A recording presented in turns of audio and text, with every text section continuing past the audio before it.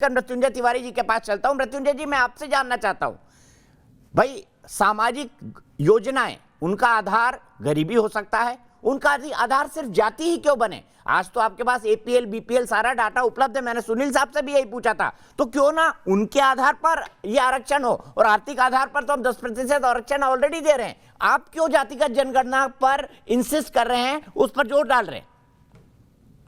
देखिए दीपक जी, सबसे पहली बात तो अगर जातीय जनगणना होती है, इसमें बुराई क्या है, खराबी क्या है, ये बात समझ में नहीं आ रही है।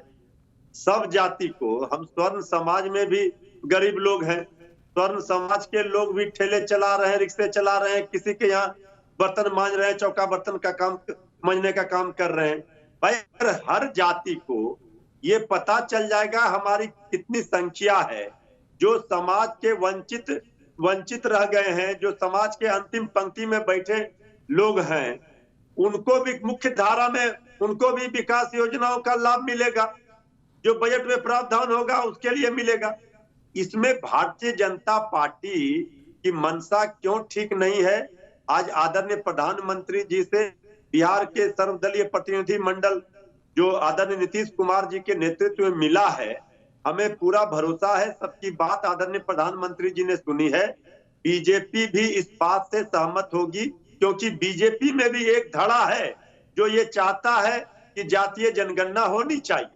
इसको लेकर के लोग जो ये भ्रम फैला रहे हैं कि जाति उन्माद हो जाएगा, उसको ज्यादा ये मिल जाएगा, भाई ये बात जो हमारे समाज के वंचित रह गए हैं, जो पिछड़े रह गए हैं, उनको भी हम कैसे विकास की मुख्य धारा में लाएं, एक समावेशी विकास की जो कल्पना है वो हम कैसे करें? बीजेपी कहती तो है सबका साथ सबका विकास, अब तो सबका प्रयास भी कर रहे हैं आदरणीय प्रधानमंत्री जी, लेकिन सबका साथ सबका विकास तो हो नहीं रहा है। इसलिए जातीय जनगणना अगर होती है दीपक जी, तो इसका लाभ सभी लोगों को मिलेगा।